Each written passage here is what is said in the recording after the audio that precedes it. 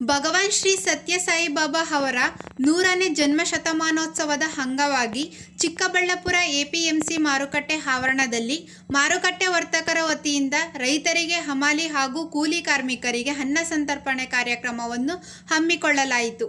ಯಾವುದೇ ದುಂದುವೆಚ್ಚ ಮಾಡದೆ ಬಡ ಕೂಲಿ ಕಾರ್ಮಿಕರಿಗೆ ಆಹಾರವನ್ನು ನೀಡಿ ಸಾಯಿಬಾಬಾ ಅವರ ಮಾನವ ಸೇವೆಯೇ ಮಾಧವ ಸೇವೆ ಎಂಬ ಸಂದೇಶವನ್ನು ಮಾರುಕಟ್ಟೆ ವರ್ತಕರು ಕಾರ್ಯರೂಪಕ್ಕೆ ತಂದರು. ವರದಿ ಸಲಾಹುದ್ದೀನ್, ಚಿಕ್ಕಬಳ್ಳಾಪುರ. ಏನು ವಿಶೇಷ? ಎಷ್ಟು ವರ್ಷಗಳಿಂದ ಮಾಡ್ಕೊಂಡಿದ್ದೀರಾ? ಏನು ವಿಶೇಷತೆ?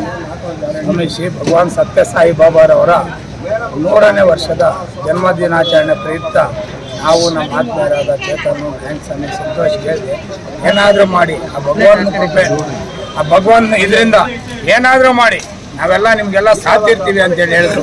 ಅದೇ ರೀತಿಯಾಗಿ ಪರಮಾತ್ಮನ ಮಾನವ ರೂಪದಲ್ಲಿ ದೇವರಾಗಿ ಬಂದಿರುವಂಥ ಸಾಯಿಬಾಬಾ ಇವತ್ತು ಎಷ್ಟೋ ಜನಕ್ಕೆ ಸಹಾಯ ಮಾಡ್ತಾ ಇದ್ದಾರೆ. ಈಗ ಮುದ್ದೇನಹಳ್ಳಿಯಲ್ಲಿ ಸುಮಾರು 100 ಹಾಸಿಗೆಗಳು, 600 ಹಾಸಿಗೆಗಳ ಹಾಸ್ಪಿಟ್ಲ್ ಉಚಿತವಾಗಿ ಕೌಂಟ್ರಿಲ್ದಿರ ಮಾಡಿರೋಂಥ ಯಾರನ್ನು ಇದ್ದರೆ ಅದು ಭಗವಂತನ ಕೈಯಲ್ಲಿ ಮಾತ್ರ ಸಾಧ್ಯ ಅಂತ ಹೇಳಬಲ್ಲೆ.